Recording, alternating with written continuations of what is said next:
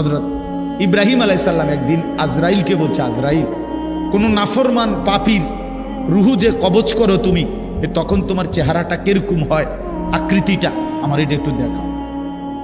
হযরত ইব্রাহিম আলাইহিস সালামকে আজরাইল বলছে, আল্লাহর কসম হে নবী, আপনি সহ্য করতে পারতেন না, আপনি এটা দেখতে চাইেন না। ইব্রাহিম আলাইহিস সালাম বললেন, না, আমার একটু হলেও দেখাও। তো আজরাইল এই বিভৎস আকৃতি, মানে নাফরমানের জান কবজ করার সময় ওনার যে চেহারার আকৃতি হয়, এই চেহারাটা ধরে ইব্রাহিম আলাইহিস সালামকে দেখাইলেন। বিশ্বাস করেন, এই কিতাবে আছে, ইমাম কুরতুবীর কিতাব। ইব্রাহিম আলাইহিস সালাম একটা চিৎকার মাইরা বেহুশ হয়ে গেছে। হুঁশ আসার পরে ইব্রাহিম আলাইহিস সালাম বললেন, আল্লাহর কসম, আয় আল্লাহ, মালিক আপনার কসম, কবরের আযাব, জাহান্নামের আযাব কোন নাফরমানের জন্য কিছুই লাগবে না, শুধু আজরাইলের এই ভয়ানক দৃশ্য জান কবজের সময় একবার দেখলেই তার সারা জিন্দেগীর নাফরমানির শাস্তির জন্য এটাই যথেষ্ট। বন্ধু আমার, কষ্ট হবে, ছেলেরা নষ্ট হইয়া শেষ পর্যন্ত কিন্তু খুব বেশি আগাইতে পারতাম। এই জন্য আজকে যারা বসছে সবার কাছে অনুরোধ করি, আমরা আল্লাহ এবং রসুলের আনুগত্য, ইসলামের দিকে ফিরে আসা, এইটা আমাদের মধ্যে নিরাপত্তা, এটার মধ্যেই আমাদের মুক্তি, দুনিয়ার শান্তি, আখিরাতের শান্তি। আল্লাহ তাআলা আমাদেরকে তৌফিক দান করেন। আজকের এই মাহফিলটা আল্লাহ তাআলা কবুল করে নেন।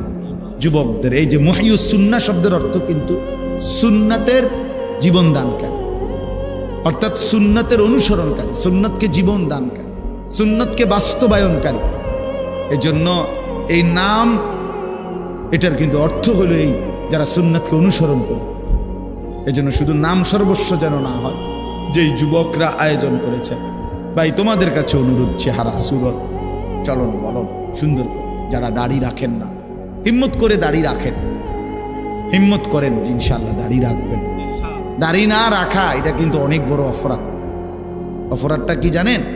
অপরাধটা হলো যে ব্যক্তি দাড়ি কাটে নিয়মিত, আমার কাছে মনে হয় সে আল্লাহর সাথে বিদ্রোহ করে এবং আল্লাহকে বলে ডাইরেক্ট যে খোদা আপনি দিবেন আমি কাটব, আপনি দিবেন আমি কাটব, আপনি দিবেন আমি কাটব, আমি বেড়া হইলে আপনি খোদারে দেখায় দিব, আপনি দিতেন পারেন কতক্ষণ, আমি কাটতে পারি। তো আল্লাহও যেন বলে বান্দা কাটতে থাকো, আসতে থাকো, কাটতে কাটতে একদিন তো আমার কবরে আইবা। তো তখন প্রথম রাতে, প্রথম ঘন্টায় টাঙ্গাইয়া যখন ফিটমু তখন বুঝবা, মাতবুরি ছুটাই দেবো তোমার প্রথম ঘন্টাতে দেব, কবরের প্রথম ঘন্টা। হাত্তা তাখতালিফা আদলা, আল্লাহর নবী বলছেন কবর যখন প্রথম মিনিট নাফরমানকে কবরে একটা চাপ দিবে, তো ডান পাশের মাটি বাম দিকে, বাম দিকের মাটি ডান দিকে, মানে ডান পাঁজরের হাড্ডি ভাঙ্গা চুরা এ পাশে চলে যাবে, এই পাশের হাড্ডি ভাঙ্গা ওই পাশে চলে যাবে। 1 মিনিটে নাফরমান সোজা চুরচুর হয়ে যায়। অহংকার করো না, মাতবুরি দেখাইও না, সবাইরে বললাম, কেউ বড়াই করেন। যে নারী বেপর্দা তারে বইলেন তোমার এই রূপ যৌবন পোকা মাকড়ের ঘরে চলে যাবে, কবরে। অসংখ্য সুন্দরী নারী এই পৃথিবীতে কবরের খোরাক, মাটির খোরাক হয়েছে। আল্লাহ তাআলা আমাদের সবাইকে তৌফিক দান। মুসা আলাইহিস সালামকে যখন আল্লাহ তাআলা দূর পাহাড়ে কথা বলার জন্য নিয়েছিলেন, তখন প্রথমত আল্লাহ তাআলা বলছিলেন ফাখলা'না আলাইক। মুসা আলাইহিস সালামকে বলছেন আল্লাহ তাআলা যে আপনি আপনার জুতা খুলে ফেলেন। এরপরে আল্লাহ তাআলা কথা বলছেন আনা আখতারতুকা, আল্লাহ তাআলা বলছেন আমি আপনাকে নির্বাচন করেছি, ফাসতামি' লিমা ইউহা, এখন আমি যা ওহী করব তা মনোযোগ দিয়ে শুনুন। এই জন্য অথচ তাফসীরের মধ্যে আছে তখন প্রচন্ড ঠান্ডা ছিল। মুসা আলাইহিস সালাম ঠান্ডার কারণেই আগুনের সন্ধানে ওই পাহাড়ের টিলায় উঠছিল। তার মানে এত বেশি ঠান্ডা ছিল, বরফ ছিল নিচে। তাহলে সেই অবস্থায়ও আল্লাহ তাআলা আগে বলে নিছেন জুতা খুলে নেন। তার মানে জুতা খুলে আল্লাহর কথা শুনতে হবে। হযরত জিবরাইল আলাইহিস সালাম, হাদিসের মধ্যে আছে, বিখ্যাত একটা হাদিস আছে, সব কিতাবে আছে, হাদিসে জিবরাইল বলে এটা। জিবরাইল আলাইহিস সালাম মানুষের আকৃতিতে নবীজি সাল্লাল্লাহু আলাইহি ওয়াসাল্লামের কাছে আসলেন। আয়েশা নামাজের সুরতে যেভাবে বসে এইভাবে বসছেন নবীজির সামনে। এরপরে নবীজি সাল্লাল্লাহু আলাইহি সাল্লামকে একটার পর একটা প্রশ্ন করছেন, মাল ঈমান, হে আল্লাহ রসুল ঈমান কি? নবীজি উত্তর দিয়েছেন, মাল ইসলাম, ইসলাম কি? নবী সাল্লাল্লাহু আলাইহি সাল্লাম উত্তর দিয়েছেন, মাল ইহসান, ইহসান কি? এভাবে প্রশ্ন করছেন, নবীজি উত্তর দিয়েছেন। এরপরে উনি চলে গেছেন। তো আল্লাহর নবী সাল্লাল্লাহু আলাইহি ওয়াসাল্লাম সাহাবীদেরকে বলছেন, হাযা জিবরাইল, ইনি জিবরাইল, যিনি এতক্ষণ বসা ছিল, ইউআল্লিমুকুম দীনাকুম, তোমাদের দ্বীন তোমরা কিভাবে শিখবে সেটা হাতে কলমে শিখাই দিলেন, বুঝাই। তো এই হাদিস দ্বারা স্পষ্ট যে আল্লাহ রাসূল সাল্লাল্লাহু আলাইহি ওয়াসাল্লামের কথা, আল্লাহর কথা বসে শুনতে হবে। আর ওই কোরআনের আয়াত দ্বারা বোঝা গেল জুতা খুলে শুনতে হবে। দুইটা মিলাইলে আমাদের কওমি মাদ্রাসাগুলোতে যুগ যুগ ধরে যেই কোনো কওমি মাদ্রাসায় দেখবেন একেবারে নুরানির 6 বছরের বাচ্চাও বসে বসে জুতা খোলা অবস্থায় সমান জায়গায় বসে পড়ে। আবার দাওরায়ে হাদিসের ছাত্র, বড় ছেলে 24-25 বছর বয়স, তারাও এই জুতা খোলা অবস্থায় সমান জায়গায় বসে বসে। এটা রাসূলুল্লাহ সাল্লাল্লাহু আলাইহি ওয়াসাল্লামের সুন্নাত, আল্লাহর কোরআনে আল্লাহ তাআলা থেকে বর্ণিত আদব। এই জন্য এটা একটা গুরুত্বপূর্ণ। খাবারের ক্ষেত্রে জুতা পরিধান করে খাবার খাওয়া, এটা রাসূলুল্লাহ সাল্লাল্লাহু আলাইহি ওয়াসাল্লামের তরিকার স্পষ্ট খেলাফ, সুন্নতের খেলাফ। নবী সাল্লাল্লাহু আলাইহি ওয়াসাল্লাম জুতা পরা অবস্থায় খাবার খেতেন। নবী সাল্লাল্লাহু আলাইহি ওয়াসাল্লাম পিছনের দিকে হেলান দিয়ে খাবার খেতেন না। নবী সাল্লাল্লাহু আলাইহি ওয়াসাল্লাম কোমর, মাথা ঝুঁকাইয়া, দুই হাঁটু উঠাইয়া খাবার খেতেন এবং বলতেন, একজন মুনিবের সামনে তার গোলাম যেভাবে খানা খায় আদবের সাথে, আমি আমার মহান আল্লাহ পাকের সামনে এইভাবে আদবের সাথে খানা খাই। 4টা জিনিস: 1 জুতা ছাড়া, 2 হেলান না দেওয়া, 3 2 হাঁটু তোলা, 4 ঝুঁকে খাওয়া। আগের দিনে বাচ্চা ছাড়া আমাদের আগের দিনের বয়স্ক লোকেরা, মুসলমানরা ওয়াজ শুনতো কম, কিন্তু মোটামুটি আমল করত।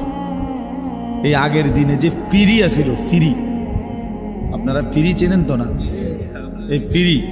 এই পিড়ির মধ্যে বসে খানা খাইতো আগে সবাই, আমরাও ছোটবেলায় খাইছি।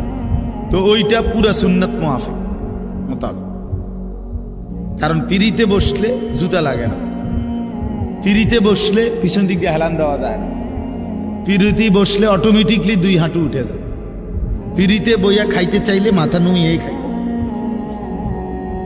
মানে এই একটা ফিরিতে বসাইয়া 4টা তরিকা সুন্নাত আদায় হয়ে গেছে।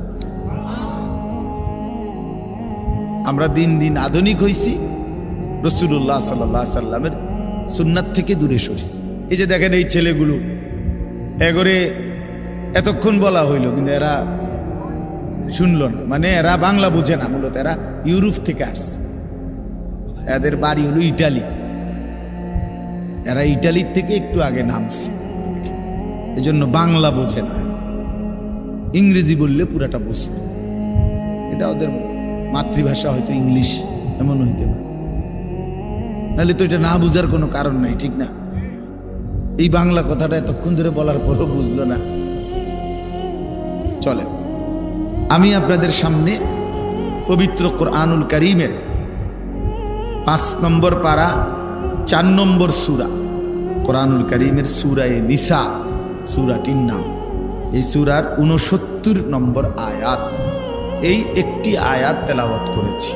ইনশাআল্লাহ এই আয়াতটিকেই সামনে রেখে সামান্য কিছু কথা আমরা আপনাদের সামনে আলোচনা করতে চাই। আল্লাহ তাআলা আমাদেরকে তৌফিক দান করেন। এই আয়াতের একটা ছোট্ট প্রেক্ষাপট আছে, কেন নাজিল হলো আয়াত। কোরআন শরীফের বিভিন্ন আয়াত, বিভিন্ন সূরা রাসূলুল্লাহ সাল্লাল্লাহু আলাইহি ওয়াসাল্লামের জামানায় বিভিন্ন প্রশ্ন, বিভিন্ন অবস্থা, বিভিন্ন ঘটনা, বিভিন্ন বিষয়ের ক্ষেত্রে সামনে রেখে নাজিল হয়েছে। তো এগুলোকে শানে নুজুল বলে, মানে অবতীর্ণের কারণ। আয়াতটা কেন নাজিল হলো, সূরাটা কেন নাজিল হলো, এগুলারে শানে নুজুল বলে। তো এই আয়াতের একটা শানে নুজুল আছে, কেন নাজিল হলো।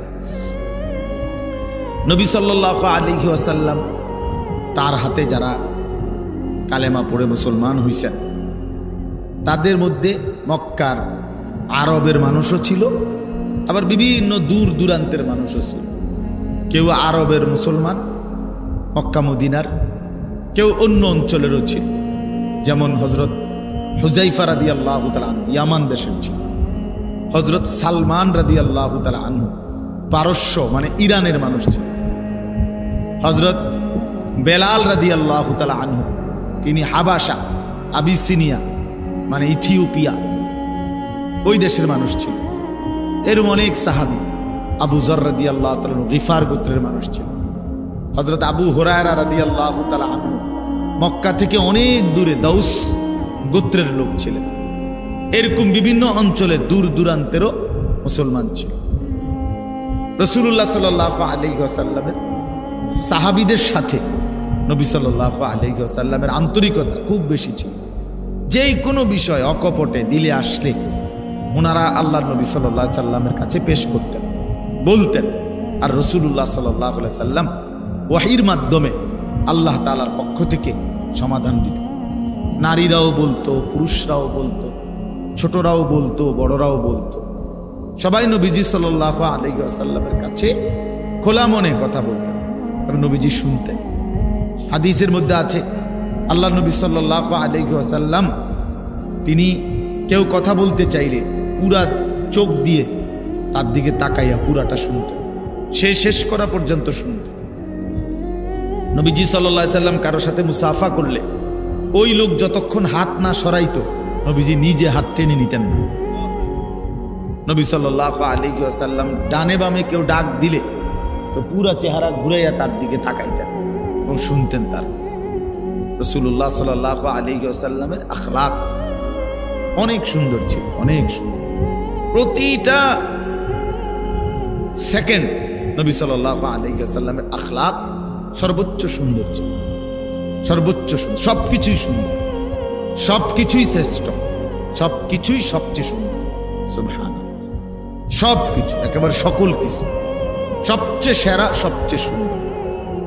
তো একদিন আল্লাহ নবী সাল্লাল্লাহু আলাইহি ওয়াসাল্লামের একজন সাহাবী, উনি ছিলেন হাবশি, এই কালো নিগ্রু মানুষ, আফ্রিকা, একদম কুচকুচে কালো নিগ্রু সাহাবী। আল্লাহ নবী সাল্লাল্লাহু আলাইহি ওয়াসাল্লামের কাছে আইসা উনি একটা কথা নবীজিকে বলছে, ইয়া রাসূলুল্লাহ আমার একটা বিষয় জানার ছিল। আল্লাহ নবী সাল্লাল্লাহু আলাইহি ওয়াসাল্লাম বললেন, বলো। সাহাবী সিধা সাদা মানুষ, সহজ সরল কথা বলতে চাইছেন। মুমিনের সিফাত এটা, মুমিন আল মুমিনু গিররুন কারীম, মুমিন সাদা সিধে হয়, মুমিন ভদ্র হয়। আল্লাহ রাসূল সাল্লাল্লাহু আলাইহি ওয়াসাল্লাম বলছেন, লা ইয়াখদাউ ওয়া লা ইখদাউ, মুমিন কাউকে ধোঁকাও দেয় না। নবীজি বলছেন মুমিন ধোঁকাও খায় না। এত বেকুবও না যে তাকে কেউ ধোঁকা দিবে, আবার এত বাটফারও না যে সে অন্যকে ধোঁকা। রাসূলুল্লাহ সাল্লাল্লাহু আলাইহি ওয়াসাল্লাম বলেন মুমিন সহজ সরল হয়, মুমিন ভদ্র হয়, ঈমানদার। নবীজি বলছেন ফা উহিব্বু আন আকুনা কারীমান মাগলুবান, আমি হেরে গিয়েও ভদ্র থাকতে চাই, প্রয়োজনে হেরে গেলাম কিন্তু আমি অভদ্র হতে চাই। ওয়ালা উহিব্বু আন আকুনা গালিবান লাঈমান, আমি অভদ্র হয়ে জিততে চাই না। নবীজি হাদিস, আমি অভদ্র হয়ে মন্দ আচরণ করে জিততে চাই না, বরং প্রয়োজনে হেরে গিয়েও আমার ভদ্রতা ধরে রাখতে চাই। তো এই সহজ সরল সাহাবী তিনি আল্লাহ নবী সাল্লাল্লাহু আলাইহি ওয়াসাল্লামকে বললেন, ইয়া রাসূলুল্লাহ আপনি প্রথম কথা হলো বাহ্যিক যেই সৌন্দর্য আপনার চেহারা মোবারক সহ সমস্ত দেহের অঙ্গ প্রত্যঙ্গের যেই সৌন্দর্য বাহ্যিক, এই সৌন্দর্য সর্বশ্রেষ্ঠ সুন্দর, সবচেয়ে সুন্দর, সবচেয়ে সুন্দর। সারা দেহ একসাথে সবচেয়ে সুন্দর, প্রতি অঙ্গ আলাদা আলাদা তাও সবচেয়ে সুন্দর। তো আপনি সবচেয়ে সুন্দর, সর্বশ্রেষ্ঠ সুন্দর, আর আমি কুৎসিত কালো। কাজেই বাহ্যিক সৌন্দর্যের বিবেচনায় আপনার সাথে আমার কোনো তুলনাই চলে না। আপনি অনেক সুন্দর। নবী সাল্লাল্লাহু আলাইহি ওয়াসাল্লামের সমস্ত সাহাবী নবীজির সৌন্দর্যের এমন বর্ণনা দিছেন, সেটা কোনো কুল কিনারা।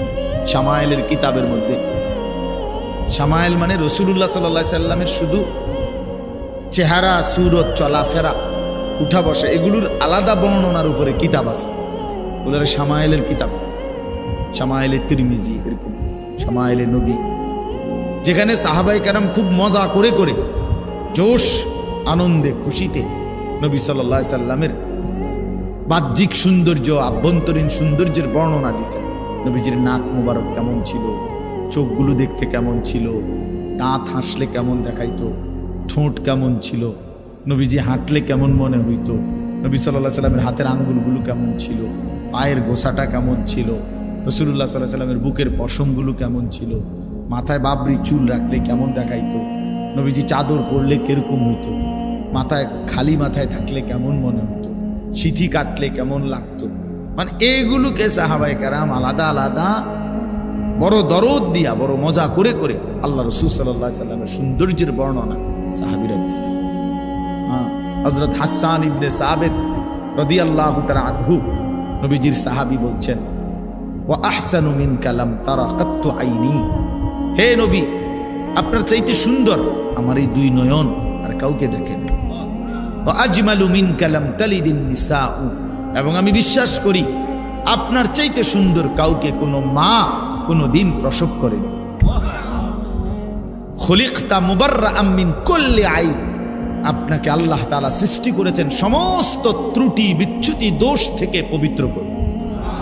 কাআন্নাকা কাদ খুলিকতা কামা তাশাউ, যেন আল্লাহ আপনাকে বানিয়েছেন মনের মতো, মনের মতো করে আল্লাহ আপনাকে সাজিয়েছেন, মনের মতো। রাসূলুল্লাহ সাল্লাল্লাহু আলাইহি সাল্লামের সৌন্দর্য বেমিসাল, তুলনাহীন।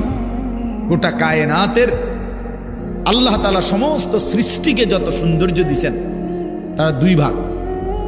এক ভাগ ইউসুফ আলাইহিস সালামকে দিয়েছেন অর্ধেক, আর অর্ধেক বাকি সমস্ত সৃষ্টিকে দিয়েছেন।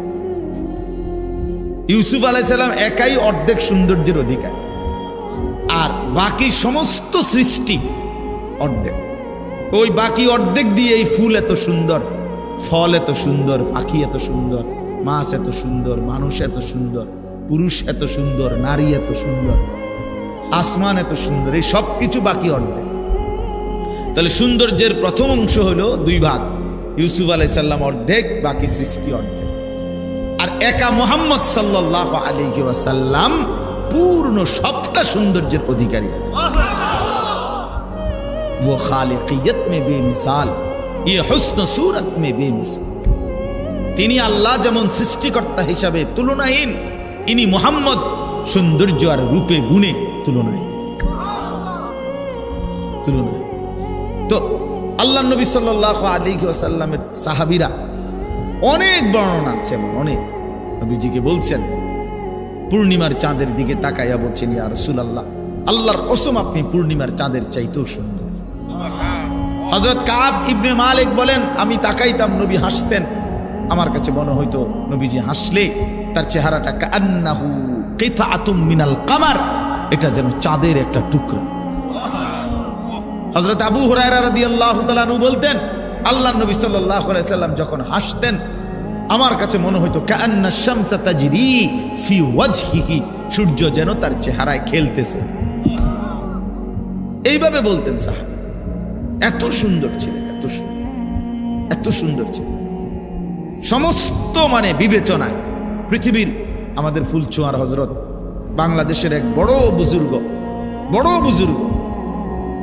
আল্লামা মুফতি আবু সাঈদ দামাত বারাকাতুহুল আলিয়া হযরত বলছেন, পৃথিবীর সমস্ত গবেষক যারা ছবি অঙ্কন, যারা আঁকে বিভিন্ন দৃশ্য, এই প্রতিযোগিতায়, অঙ্কন প্রতিযোগিতায় যারা পরীক্ষক, যারা সবচেয়ে সুন্দর ছবিটা নির্বাচন করে, এরকম সমস্ত পরীক্ষকও যদি একত্র করা হয়, তো রাসূলুল্লাহ সাল্লাল্লাহু আলাইহি ওয়াসাল্লামের চেহারা, নবীজি সাল্লাল্লাহু আলাইহি সাল্লামের অঙ্গ প্রত্যঙ্গ যদি মাপে, বিচার করে, পরীক্ষা করে, তাইলে এটা এমনই হবে যে প্রতিটা অঙ্গ সবচেয়ে সুন্দর, শ্রেষ্ঠ সুন্দর। নাক, এরপরে আর বলে না এখান দিয়ে একটু দূর বেশি হলে ভালো হইতো, এখান দিয়ে একটু গোশত বাড়াই দিলে ভালো হইতো না। হযরত বলেন, আল্লাহ রাসূল সাল্লাল্লাহু আলাইহি সাল্লামের নাক পরীক্ষা করার পরে তাদের সারা পৃথিবীর সমস্ত গবেষক এটাই বলতে হবে, একটা পূর্ণ সবচেয়ে সুন্দর নাক হওয়ার যা যোগ্যতা, যা বৈশিষ্ট্য দরকার, এটা মুহাম্মদুর রাসূলুল্লাহর নাকের মধ্যেই ছিল। নবী সাল্লাল্লাহু আলাইহি সাল্লামের চোখই পূর্ণাঙ্গ, নবীজির কানেই পূর্ণাঙ্গ, নবীজির ঠোঁটে পূর্ণাঙ্গ, সব কিছু। অর্থাৎ এরপরে আর সুন্দর বানানোর কিছু নাই, আর কিছু নাই। এত সুন্দর ছিলেন, এত সুন্দর ছিলেন। তো এই সাহাবী বলতেছেন, ইয়া রাসূলুল্লাহ, আপনার সৌন্দর্যের সামনে আমি তো কুৎসিত কালো, আমার কোনো তুলনাই চলে না, আপনি সর্বশ্রেষ্ঠ সুন্দর বাহ্যিক দিক দিয়ে। এবার আসেন, উনি দ্বিতীয় কথা বললেন, ওই হাবশী সাহাবী বলতেছেন, কালো সাহাবী, ইয়া রাসূলুল্লাহ, যেরকম ভাবে বাহ্যিক দিক দিয়ে, বাহ্যিক সৌন্দর্যের বিবেচনায় আপনার সাথে আমার কোনো তুলনা নাই, ঠিক তেমনি ভাবে আভ্যন্তরীণ সৌন্দর্য, একটা তো হলো বাহ্যিক সৌন্দর্য, আর একটা হলো অন্তরের সৌন্দর্য, মানে আর্থিকভাবে, আভ্যন্তরীণভাবে যত গুণ, ঈমান, ইলম, হিকমত, তাকওয়া, জুহুদ, দুনিয়া বিমুখতা, সবর, তাওয়াক্কুল, যত উত্তম গুণাবলী আছে মানবীয় ভিতরে, মানুষ একজন সর্বশ্রেষ্ঠ উত্তম যত আখলাক, চরিত্র, গুণাবলী, বৈশিষ্ট্য, এগুলোর দিক থেকেও আপনি সর্বশ্রেষ্ঠ। বুইসতু লিউতাম্মিমা মাকারিমাল আখলাক। আল্লাহ নবী সাল্লাল্লাহু আলাইহি ওয়াসাল্লাম বলেন, সমস্ত চরিত্রের পরিপূর্ণতা দানের জন্যই আমি রাসূল আল্লাহর পক্ষ থেকে আবির্ভাব হয়েছি। ক্ষমা, সর্বশ্রেষ্ঠ ক্ষমা কেমন হয়, এটা রাসূলুল্লাহ সাল্লাল্লাহু আলাইহি ওয়াসাল্লামের মধ্যে ছিল। ধৈর্য, সর্বশ্রেষ্ঠ ধৈর্য কেমন হইতে হয়, নবীজির মধ্যে ছিল। পরোপকার, সর্বশ্রেষ্ঠ কেমন হওয়া উচিত, নবীজির মধ্যে ছিল। মানুষের কল্যাণকামিতা, এরকম যেই কোনো যাকেই আমরা উত্তম গুণ বলি, তার সব কিছু আল্লাহ তাআলা রাসূলুল্লাহ সাল্লাল্লাহু আলাইহি ওয়াসাল্লামের মাধ্যমে উনার মধ্যে পূর্ণ করে দিয়েছে, পূর্ণ করে দিয়েছে। হ্যাঁ, হুসনে ইউসুফ দমে ঈসা, ইয়াদে বাইদা দারি, আঁচে খুবা হামা দারন্দ, তু তনহা দার। আল্লামা ইকবাল বলছেন, হে নবী, ইউসুফের সৌন্দর্য, মুসার মোজেজা, ঈসার মোজেজা, এভাবে ১৬ লক্ষ নবী রাসূলের সমস্ত গুণ, বৈশিষ্ট্য যদি আপনি একা আপনার মাঝে খুঁজি, তু তনহা দারি, আপনি একাই সব নিয়ে আছেন, আপনি একাই সব বৈশিষ্ট্য। তো এই হাবশী সাহাবী বললেন, ইয়া রাসূলুল্লাহ, আপনার আভ্যন্তরীণ আর্থিক ভিতরের আখলাক, চরিত্র, গুণ, সেটাও শ্রেষ্ঠ, আমার সাথে কোনো তুলনা নাই। কিন্তু শোনেন মনোযোগ দিয়ে, উনি বলতেছেন, তাইলে আমার বাহ্যিক সৌন্দর্যের সাথেও আমার কোনো তুলনা হয় না, আভ্যন্তরীণ সৌন্দর্যের সাথেও আমার কোনো তুলনা হয় না। কিন্তু ইয়া রাসূলুল্লাহ, আমি একজন সাধারণ হাবশী কালো সাহাবী, আমার জীবনটা আমি কষ্ট করেই চালাই, কোনো রকম চালাই, কিন্তু যত কষ্ট, পেরেশানি, দুঃখ, অভাব, অস্থিরতাই হয় আমার আছে, কিন্তু আমি বারবার সারাক্ষণই প্রতিনিয়ত আপনি রাসূলুল্লাহ সাল্লাল্লাহু আলাইহি সাল্লামের কাছে আসি, আপনার কাছে বসি, আর আপনার চেহারা মোবারকের দিকে তাকাই। তিনি বলেন, আল্লাহর কসম নবী, আপনার ওই চেহারায় আনোয়ার, আপনার ওই সৌন্দর্যপূর্ণ চেহারা দেখলেই আমি আমার সমস্ত দুঃখ, বেদনা, অস্থিরতা, পেরেশানি, অভাব সব ভুলে যাই, সব মিটে যায় আমার। এখন আমার প্রশ্ন হলো, আমি তো দুনিয়াতে আপনাকে দেখে নয়ন জুড়াই, আপনাকে দেখলে আমার দিল শান্ত হয়, আপনাকে দেখলে আমার কলিজা ঠান্ডা হয়। এখন মৃত্যুর পরে আপনিও একটা সময় চলে যাবেন, আমিও একটা সময় চলে যাব। আল্লাহ তাআলা আপনাকে সর্বশ্রেষ্ঠ জান্নাতের মধ্যে রাখবেন আমি জানি। আমারে জান্নাত দিবেন কিনা তার কোনো নিশ্চয়তা নাই। যদি দেনও আল্লাহ দয়া করে আমার একটা জান্নাতে রাখবেন, আর আপনাকে রাখবেন সর্বশ্রেষ্ঠ জান্নাতে। এখন আমার প্রশ্ন হলো, ইয়া রাসূলুল্লাহ, দুনিয়াতে তো আমি আমার সমস্ত দুঃখ সুখের উপশম আপনি, আপনারে দেখলে আমি সব ভুলে যাই। এখন জান্নাতে যদি আমারে থাকতে দেয় এক জায়গায়, আপনি থাকবেন সুউচ্চ সুমহান জান্নাতে, সেখানে তাইলে আমি তো আপনারে দেখব না, আমি তো থাকবো একটা আমার জান্নাতে। আমি যদি আপনাকে তখন না দেখি তো আমার জান্নাতে থাকাটাও কষ্টকর হয়ে যাবে। এই কথাটা আমি বুঝতে আসছি। আমি কি করুন তখন? আমি কেমনে থাকুন? কি ফিকির, সাহাবীদের ফিকির কি, রাসূলুল্লাহ সাল্লাল্লাহু আলাইহি ওয়াসাল্লামের প্রতি ভালোবাসাটা কি? তো আল্লাহ নবী সাল্লাল্লাহু আলাইহি ওয়াসাল্লাম খামোশ হয়ে গেলেন, নবীজি চুপ হয়ে গেলেন, কোনো উত্তর দেন নাই। কিছুক্ষণের মধ্যেই আল্লাহ তাআলা এই হাবশী সাহাবীর প্রশ্নের জবাব দেওয়ার জন্য আল্লাহ তাআলা হযরত জিবরাইলকে পাঠিয়ে আল্লাহ তাআলা জবাব দিছেন, সরাসরি কোরআন নাজিল করছেন। এই কোরআন নাজিল করে জিবরাইলকে পাঠিয়ে আল্লাহ তাআলা যেই আয়াতটা নাজিল করছেন এই হাবশী সাহাবীর প্রশ্নের জবাবে, এইটাই এই আয়াত, সূরা নিসার এই 69 নম্বর আয়াত যেটা আমি পড়ছি। আল্লাহ তাআলা বললেন, বন্ধু ওরে বলেন ব্যবস্থা আছে। কি আছে? ব্যবস্থা আছে। ওর যে আবেগ, আপনারে না দেখলে তার জান্নাতটাও বিষাদ হয়ে যাবে, আপনারে দেখতে চায়, আপনার সাথে থাকতে চায়, ওরে বলে দেন উপায় আছে। তো আল্লাহ তাআলা বলেন, দুইটি শর্ত পূরণ করতে হবে। দুইটি শর্ত পূরণ করলে আমি আল্লাহ ওয়াদা দিলাম, আমি এই দুই শর্ত যে পূরণ করবে এমন প্রত্যেক ইমানদার বান্দাকে আমি আল্লাহ আপনি রাসূলের সাথেই থাকতে দেব, আপনার সাথেই থাকতে দেব। শুধু আপনি না, বরং আদম থেকে ঈসা সোয়া লাখ আম্বিয়াদের সাথে থাকতে দেব। শুধু আপনারা নবীদের সাথে না, নবীদের পরে উম্মতের ইমানদারদের মধ্যে সর্বশ্রেষ্ঠ মানুষ যারা, সিদ্দিক বলে যাদেরকে, নবীর পরে উম্মতের মধ্যে মানুষের সর্বশ্রেষ্ঠ পদমর্যাদা ধর্মীয় হলো সিদ্দিক। এই সিদ্দিকদের সাথে থাকতে দেব। যারা আমার রাস্তায় শহীদ হয়েছে শহীদদের সাথে থাকতে দেব। যারা আমার নেক আল্লাহওয়ালা বান্দা তাদের সাথেই আমি থাকতে দেব। শর্ত কয়টা? দুইটা। ওমান ইউতিল্লাহ ওয়ার রাসূল, সহজ শর্ত, আল্লাহ এবং আপনি রাসূলের আনুগত্য করতে হবে। জীবনভর কষ্ট করে হলেও, সুখে কিংবা দুঃখে, রাতে কিংবা দিনে, একাকী কিংবা প্রকাশ্যে, আপনি রাসূলের ইত্তেবা করতে হবে, আল্লাহর আনুগত্য করতে হবে, রাসূলের আনুগত্য করতে হবে। আল্লাহ বলেন এই দুই শর্ত পূরণ করতে বলেন, আল্লাহর আনুগত্য, রাসূলের আনুগত্য। তাহলে কি হবে? ফাউলাইকা মাআল্লাযীনা আনআমাল্লাহু আলাইহিম, তখন ওই মানুষগুলো থাকবে আমি আল্লাহ আমার যেই স্পেশাল নিয়ামত প্রাপ্ত বান্দা যারা, তাদের সাথে।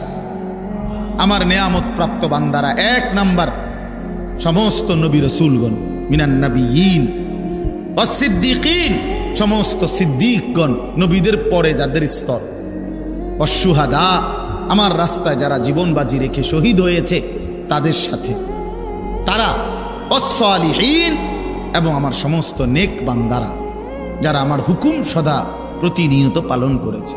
আল্লাহ বলেন, আর এটাও বলে দেন, শোনো বান্দা, হে ইমানদার, হাসরের ময়দানে যদি নবী রাসূল সাল্লাল্লাহু আলাইহি সাল্লাম, সিদ্দিক, শহীদ এবং নেককারদের সঙ্গী হতে পারো, তখনই বুঝবা ওয়া হাসুনা উলাইকা রফিকা, তারা কতই না উত্তম বন্ধু তোমার। বড় বেশি উত্তম বন্ধু হবে হায় যদি নবীদের সঙ্গী হও, সিদ্দিকের সঙ্গী হও।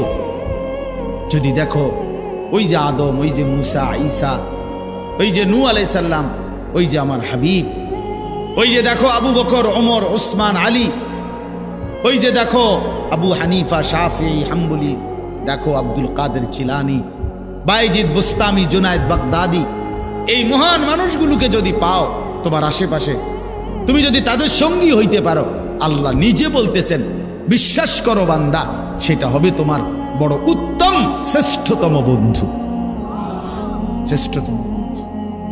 তাহলে কি বুঝা গেল? আল্লাহ তাআলা বললেন আল্লাহর আনুগত্য করো, রাসূলের আনুগত্য করো, তাইলে রাসূলের সঙ্গেই জান্নাতে থাকবে।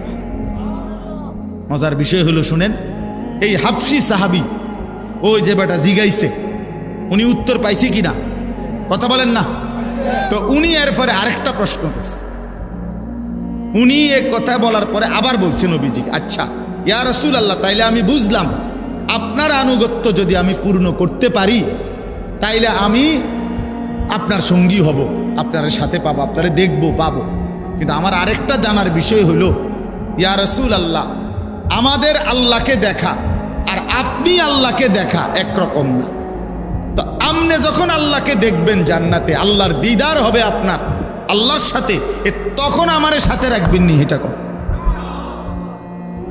তখন আমারে সাথে রাখবেন কিনা? তাফসীরে আছে যে উনি এবারে এইটা জিজ্ঞাসা, তখন আমারে সাথে, আপনি যখন আল্লাহকে দেখবেন আমারে দেখতে দিবেন, আমারে সাথে রাখবেন। সাল্লাল্লাহু আলাইহি ওয়াসাল্লাম বললেন, সাহাবী আমি ওয়াদা দিলাম আমি তখনও তোমাকে সাথে রাখব। আল্লাহর নবীর এই সাহাবী, তাফসীরে আছে, এরপরে উনি একটা চিৎকার দিছে এই জায়গাত বৈশা, একটা চিৎকারেই তিনি ঘুরে পড়ে ইন্তেকাল করেছেন জীবন দিয়ে, খুশিতে। নিকাল যায় দম তেরে কদমোं के नीचे, यही दिल की हसरत, यही दिल की आरज़ू। হে প্রিয়, আপনার জন্য আপনার কদমের নিচে জীবন দিয়ে দিলাম, এটাই দিলের তামান্না ছিল, এটাই দিলের আকাঙ্ক্ষা ছিল। আমার ভাই, আয়াতের শানে নুজুল বলা শেষ হয়ে গেল, এবার খোলাসা কথা কি, এটা বললেই শেষ কথা। মূল বক্তব্যটা কি আসলে? এবার আপনি কি বুঝলেন, আমি কি বুঝলাম, জওয়ান ভাই তোমরা কি বুঝলা? ভাই বলো ভাই। আমরা এই উপর থেকে নিয়ে নিচ পর্যন্ত আমরা প্রত্যেকেই মুসলমান, আমরা প্রত্যেকেই মুসলমান। আমাদের আল্লাহ, আমাদের নবী মুহাম্মদুর রাসূলুল্লাহ সাল্লাল্লাহু আলাইহি ওয়াসাল্লাম, আমাদের কিতাব কোরআন, আমাদের ধর্ম ইসলাম, আমাদের রব আল্লাহ, আমাদের নবী মুহাম্মদুর রাসূলুল্লাহ, আমাদের কিতাব কোরআন, আমাদের ধর্ম কি ইসলাম। এই চারটি নিয়ামত যার কাছে আছে দোস্ত, সে কেন বঞ্চিত হবে? সে কেন দুর্ভাগা হবে? সে কেন বদনসিব হবে? আহা ভাইয়া, এত বড় সর্বশ্রেষ্ঠ চারটি নিয়ামত যার আছে, যার পুঁজি, সে কেন জাহান্নামী হবে? সে কেন বরবাদ হইল? সে কেন আল্লাহর অবাধ্যতা করলো? আল্লাহ যার রব, মুহাম্মদুর রাসূলুল্লাহ যার রাসূল, কোরআন যার কিতাব, ইসলাম যার ধর্ম। আমার বন্ধু, কি কারণে আমরা হেরে গেলাম? কি কারণ? কি কারণ? আজকের পৃথিবীতে যারা, আমার ভাই, আমার এই শেষ কথাগুলো মনোযোগ দিয়ে শুনো। আজকের পৃথিবীতে যারা খ্রিস্টান, সারা পৃথিবীতে, গোটা ইউরোপের সব খ্রিস্টান, তাদের কারো কাছে, কসম আল্লাহ, তাদের কারো কাছে, খ্রিস্টানরা ঈসা নবীর অনুসারী, কিন্তু তাদের কাছে ঈসা নবীর উপরে নাজিলকৃত আল্লাহ যেই ইনজিল কিতাব নাজিল করছে, আসমানি কিতাব, ওই আসমানি কিতাবের কোনো নিখুঁত কপি, ওই কিতাবের কোনো মূল কপি সারা পৃথিবীর, এই মুহূর্তে সারা পৃথিবীতে যত কোটি কোটি খ্রিস্টান আছে, যত জাদুঘর আছে তাদের, যত গবেষণাগার আছে তাদের, কারো কাছে, তাদের কাছে একটি নিখুঁত আল্লাহ কর্তৃক নাজিলকৃত ইনজিল আসমানি কিতাব তাদের কাছে নাই। কসম আল্লাহ, এটা তারাও মানে, তাদের কাছেও স্বীকৃত। এই ইনজিল নামে, বাইবেল নামে কিতাবুল মুকাদ্দাস, কখনো নাম দেয় কিতাবুল মুকাদ্দাস, কখনো নাম দেয় ইনজিল শরীফ, কখনো নাম দেয় বাইবেল শরীফ। এক এক সময় এক এক শরীফ নাম দেয়, কিন্তু কোনো শরীফই আসল শরীফ না, সব হলো নকল শরীফ, আসলি না। এগুলো সব ঈসা আলাইহিস সালামকে আল্লাহ তাআলা আসমানে তুলে নেওয়ারও কমপক্ষে 600 বছর পরে লিখিত। তাদের পরবর্তী কোনো মনীষী গুরু ধর্মযাজকদের এই বিভিন্ন মানুষের মুখে মুখে প্রচারিত বিভিন্ন মুখ নিঃসৃত কথা বানাইয়া সানাইয়া এগুলো লিখস। আজকের এই দিন পর্যন্ত খ্রিস্টানরা ঈসা আলাইহিস সালামের ব্যাপারে তাদের আকীদা পরিষ্কার করে বলতে পারে না। তাদের কথা হইল ঈসা, মরিয়ম, আল্লাহ, এই 3 খোদা। নাউজুবিল্লাহ। তো বলে যে আল্লাহ যে এক, তোমাদের কিতাবও তো আছে, কহ এটাও ঠিক। আল্লাহ এক, এক খোদা, এটাও ঠিক। তাহলে যদি বলো যে 3 খোদা, এইটাও ঠিক। তো এক খোদা 3 খোদা, 3 খোদাই এক খোদা, তো এটা কেমনে ঠিক? কয় এমনি ঠিক, যেমনি কই এমনি ঠিক, যেমনি কয় এমনি। না বুঝাইতে পারলে মনে করেন আমার দাদা, আমার জ্যাঠারে, আমার দাদার খুব রাগ ছিল, প্রচন্ড রাগী মানুষ ছিলেন আমার দাদা। তো ক্ষেতের মধ্যে ধান, আরে ক্ষেত ওই গরু দিয়া, হালের গরু দিয়া ক্ষেতে হাল চাষ করবার সময় আমার বড় জ্যাঠা কি কথা মনে দেরি করছে না জানি কি, দাদা এই গরুরে যেটা দিয়ে বাইরায়, যে আগের দিনের, হ্যাঁ, এইগুলা দিয়ে ফিরতে ফিরতে জ্যাঠারে করে শোয়াই লাইছে কাদার মধ্যে। তো তার জ্যাঠার খুব জ্বর উঠছে, অসুস্থ হয়ে গেছে জ্যাঠা। আমার আব্বা শহর থেকে, আমার আব্বা শহরে চাকরি করতেন, আব্বা একদিন পরে শূন্যা গেছে, গিয়া সব ঘটনা টটনা আমার জ্যাঠার থেকে শূন্যা আমার আব্বা বুঝছে যে আমার জ্যাঠার কোনো দোষ নেই। আমার দাদা এটা না বুঝা মারছে আব্বাটা। তো দাদারে আমার আব্বা এটা বুঝাইয়া কইছে যে আব্বা আপনি যে আব্বাটারে মারলেন বড় মিয়ারে, এইভাবে বুঝাই কইছে যেটা আপনার এটা ভুল হয়েছে। আপনি মানে মূলত এই ঘটনা উনি করে নাই বা এই কারণে যেটা। তো দাদা বুঝছে কথাটা যে না আসলে তারে অন্যায়ভাবে কি করছে। তো আমার দাদা চুপ করে, একটু পরে আমার দাদা হঠাৎ আমার আব্বারে কইছে, তাহলে হয়তো দৌড় দিল না, বুঝেন নাই কথা? হ্যাঁ, দৌড় দিল না, এইটাই দোষ। হ্যাঁ হ্যাঁ, দোষ হলো কি দৌড় দিল না কা, হে যদি নির্দোষ হইতো তো দৌড় দিত। এরা এত বেশি বানোয়াটি, খ্রিস্টানরা একেবারে গাঁজাখুরি কথাবার্তা, এদের বানোয়াটি কথা। আমাদের বাংলাদেশে এরা, এই উত্তরবঙ্গে পার্বত্য চট্টগ্রামে আপনারা জানেন প্রতিদিন মুসলমানদেরকে খ্রিস্টান ধর্ম বানানোর ষড়যন্ত্র করছে। ষড়যন্ত্র না, বানাচ্ছে বানাচ্ছে বানাচ্ছে প্রতিদিন। আমাদের এই ছোট্ট বাংলাদেশে, ছোট্ট এই বাংলাদেশ, আমরা দিনাজপুর ছিলাম দাওয়াত ও তাবলীগের সফরে। 40 দিনে দেখছি একটি জেলার মধ্যে না হয়তো 50টা। ওই বাংলাদেশে মিয়া একটা জেলায় কমপক্ষে 50টা হবে গির্জা বাংলাদেশে, অথচ তাদের ধর্মের কোনো গভীরতা বলতে কিচ্ছু নাই। তাদের কাছে আসমানি কোনো নিখুঁত কিতাব নাই, ঈসা আলাইহিস সালামের শিক্ষা তাদের কাছে মোটেই নাই। ইহুদি আজকের পৃথিবীতে, পৃথিবীর গোটা পৃথিবীর বিস্ফোরা, গোটা পৃথিবীর যন্ত্রণার নাম কে? ইহুদি, ইসরায়েল।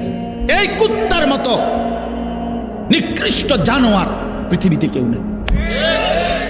এই দাজ্জাল ফেরাউন নমরুদের চাইতো নিকৃষ্ট এই ইসরায়েলের এই বর্তমান প্রধানমন্ত্রী নেতানিয়াহু, এই বেঈমান ফেরাউনের চাইতে খারাপ। ফেরাউন এত জঘন্য ছিল, নমরুদ এত জঘন্য ছিল, এত এত হিংস্র। এই ইহুদিদের কাছে আসমানি কিতাবের কোনো শিক্ষাই নেই, শুধু উশৃঙ্খলা, বিশৃঙ্খলা, সন্ত্রাসী, অন্যায় জবরদখল, মানুষের রক্তে, মুসলমানের রক্তে জমির বিজয় দাও, এই তাদের জিন্দেগি, এই জিন্দেগি। হিন্দু ধর্মের যতগুলো কিতাব একটিও আসমানি কিতাব না। এই মহাভারত, বেদ, পুরাণ, হ্যাঁ, এগুলো সব কিছু তাদের কারো না কারো লেখা, তাদের কারো না কোনো মানুষের লেখা। তাইলে হিন্দু ধর্মের ওয়ালাদের কাছেও আসমানি কোনো কিতাব নাই, খ্রিস্টানদের কাছে আসমানি কিতাব যেটা আল্লাহ নাজিল করছে সেটা নাই, খ্রিস্টান ধর্মের ইহুদিদের কাছে আল্লাহ যেটা নাজিল করছে মুসা নবীর উপরে তাওরাত, ওইটা নাই, বিশ্বাস করেন না। এটা গাজরের কথা না, বাস্তবতার কথা নাই আমার বন্ধু। তাহলে তাদের কারো কাছে আসমানি কিতাব নাই, আল্লাহর ওয়াহি নাই, নবীদের শিক্ষা নাই। এ কারণে তারা বিশৃঙ্খল হয়ে গেছে, এ কারণে তারা এলোমেলো হয়ে গেছে, এ কারণে তারা জাহান্নামের পথে চলে গেছে, এ কারণে তারা বরবাদির পথে চলে গেছে। কিন্তু আমার যুবক বন্ধু, তুমি নষ্ট হইলা কেন? আমার শুধু এই কথাটা বুঝায়, তুমি নষ্ট হইলা কেন? কোন জিনিসের অভাবে পড়া, কোন জিনিস না থাকার কারণে নওজোয়ান তুমি এক ওয়াক্ত নামাজ পড়ো? তোমার কি আল্লাহ নাই? তোমার কি রসুল নাই? তোমার কি কিতাব নাই? তোমার কি কোনো ধর্ম নাই? তুমি এত বড় জানোয়ার হইলা কেমনে? খোদার 365 দিনে এক বছরে কোনো দিন ফজরের নামাজ পড়লা না, তুমি এত বড় নিকৃষ্ট পশু কেমনে হইলা? কি কারণে হারায় গেলা? তুমি নষ্ট হয়ে গেল। আপনারা বলেন, আপনারা যারা বছরের পর বছর সুদ খান, ঘুষ খান, কিস্তি নেন, কি কারণে বাবা? আল্লাহকে চেনেন নাই, এ কারণে না। আপনাদের কোনো নবী নাই, আপনাদের কোনো কিতাব নাই, তাহলে ওই নাফরমান, তাহলে সুদ খান কেন? হারামখোর। কিস্তি নেন কেন? আল্লাহ থেকে নিজেকে আলাদা করে দিলেন কেন? রাসূলুল্লাহ সাল্লাল্লাহু আলাইহি ওয়াসাল্লাম থেকে নিজেকে আলাদা করলেন কেন? কথা বলেন না কেন? যাদের স্ত্রী বেপর্দা, যাদের মেয়ে বেপর্দা, যাদের নিজের জীবনে নবীজির একটা সুন্নতের অনুসরণ নাই, কোথায় দাড়ি, কোথায় মিসওয়াক, কোথায় দস্তরখান, কোথায় মাথায় টুপি, কোথায় রাসূলুল্লাহ সাল্লাল্লাহু আলাইহি সাল্লামের চুল মুবারক, কোথায় নবী সাল্লাল্লাহু আলাইহি ওয়াসাল্লামের মতো হাঁটা চলার অনুসরণ, কোথায় বাপ? টয়লেট বাথরুমের মধ্যে টয়লেট পেপার ব্যবহার করার প্রবণতা কোথায়? বাম পাও দিয়ে টয়লেটে ঢুকা, ডান পাও দিয়ে টয়লেট থেকে বের হওয়ার এ কথা মনে পড়ে কতবার? খাবার শুরুতে খাবার শেষে নবীজির সুন্নাত কি, এটা কেন মনে পড়ে না? ঘুমের শুরুতে ঘুমের শেষে রাসূলুল্লাহর তরিকা কি, এটা কেন মনে পড়ে না বাপ? এই সব কিছুতে নবীজির বিরোধিতা। সেই আপনি ইনসাফের সাথে বলেন, আপনি কেমনে সুপারিশ পাবেন? আমার ভাই, রাগ হইয়েন না। ওই সুন্নি ওয়াহাবি লইয়া ঠেলা ঠেলি আপনি রাখেন না, আমি এমনি আগে বুঝ করেন না।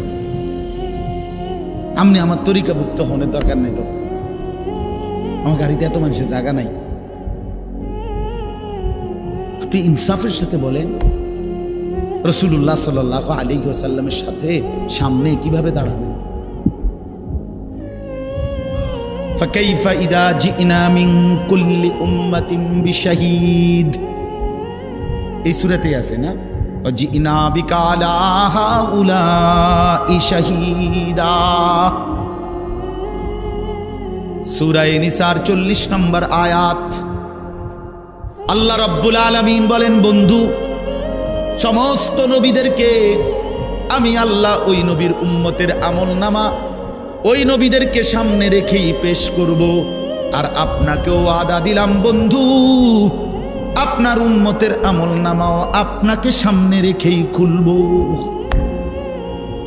আপনার সামনে খুলব। আপনার উম্মতের প্রত্যেকের আমলনামা আপনি চোখে দেখবেন, আপনারে দেখাইয়া বন্ধু আমি আল্লাহ ফয়সালা করব। আল্লাহর নবী উম্মতের আমলনামা দেখবেন, উম্মতের আমলনামা দেখে যদি আল্লাহর নবী পৃষ্ঠার পর পৃষ্ঠা উল্টায়, আর যদি দেখে উম্মত 30 বছরের ভিতরে কোনোদিন 5 ওয়াক্ত নামাজ পড়ো নাই,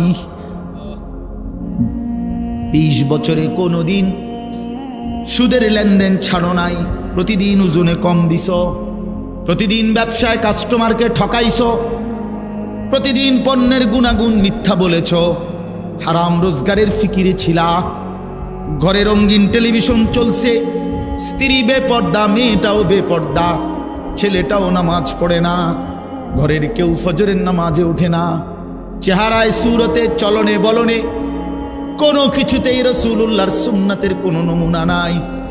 আল্লাহর নবী খোদার কসম চোখের পানি ফেলে দিবেন। আল্লাহর নবী বলবেন, উম্মত আমার 23টা বছরের এই রক্ত পানি করা মেহনত, বিনিময়ে এটা আমার সামনে কি আনলা উম্মত? আমার মতো এত বড় শ্রেষ্ঠ নবী, আমার মতো এত বড় শ্রেষ্ঠ রাসূলকে তুমি এতটুকু মূল্যায়ন করলা না। এর চাইতে দামি কারে দিলে তুমি মূল্যায়ন করতা?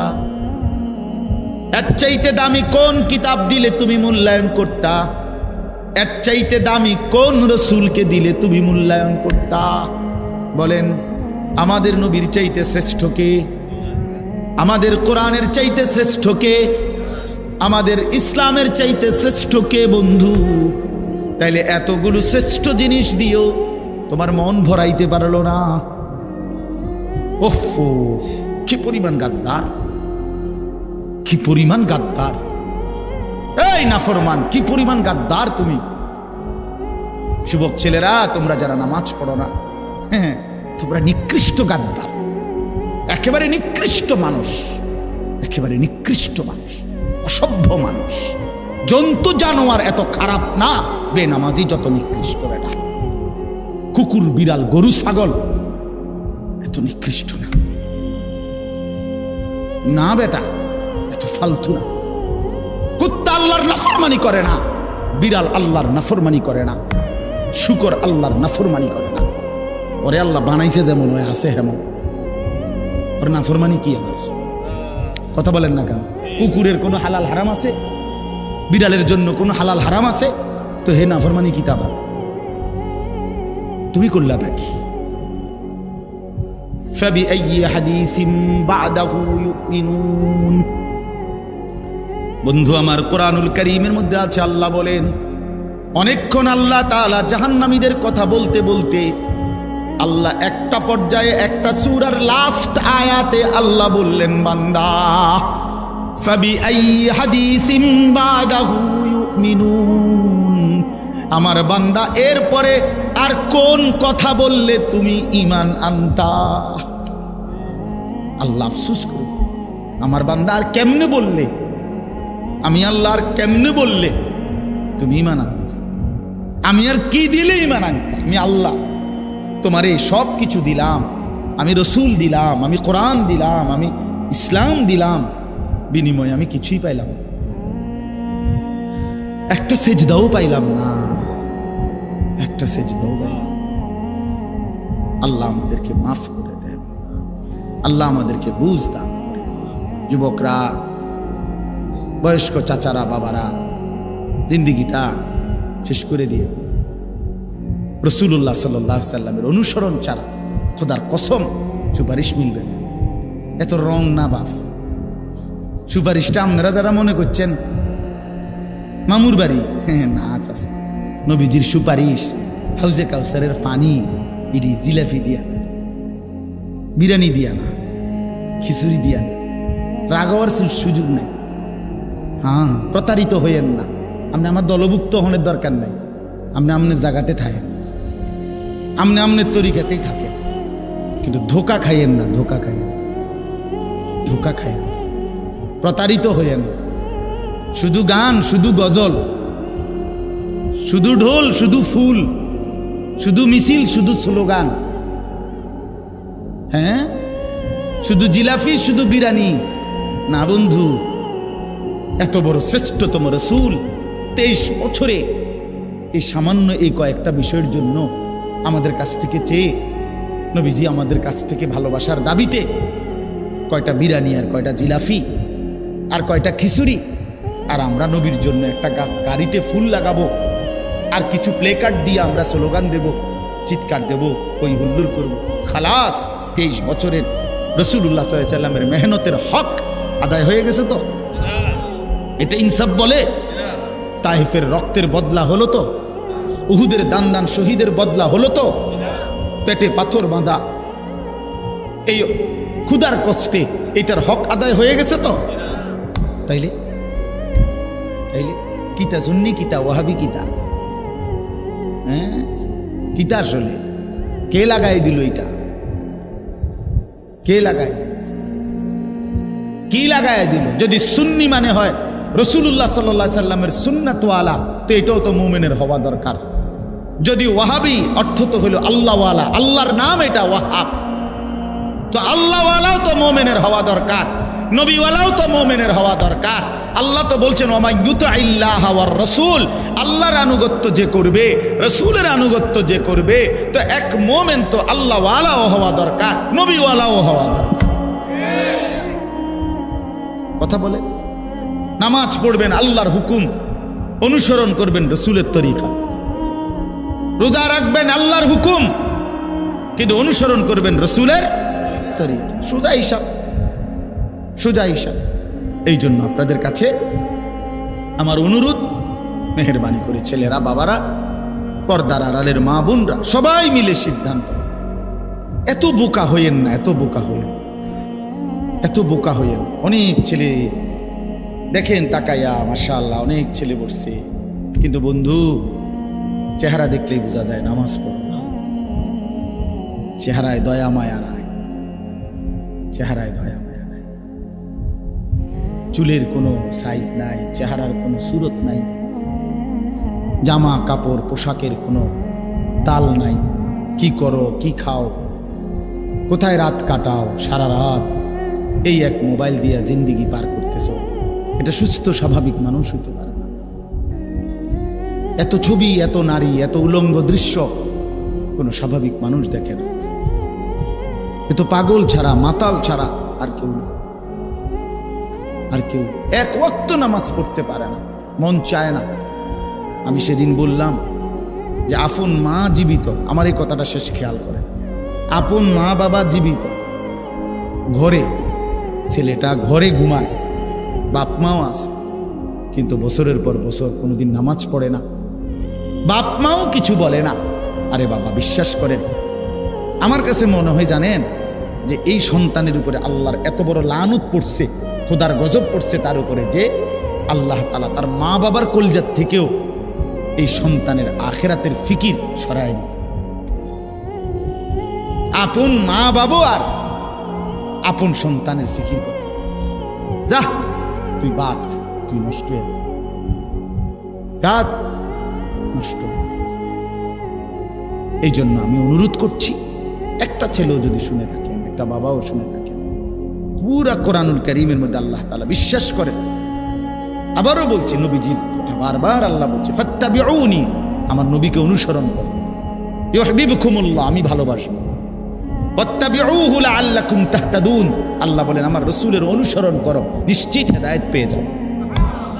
আল্লাহ বলেন, ফাল্লাযীনা আমানু বিহি ওয়া আযযারুহু ওয়া নাসারুহু ওয়াত্তাবাউন নূরাল্লাযী উনজিলা মাআহু, যারা আমার রাসূলের প্রতি ঈমান আনবে, আমার রাসূলকে সম্মান করবে, আমার রাসূলের দ্বীনের কাজে সাহায্য করবে, আমার রাসূলের উপরে নাজিলকৃত কোরআনকে যারা অনুসরণ করবে, খোদার কসম আল্লাহ বলছে, উলাইকা হুমুল মুফলিহুন, তারা নিশ্চিত সফল কৃতকার্য জান্নাতি।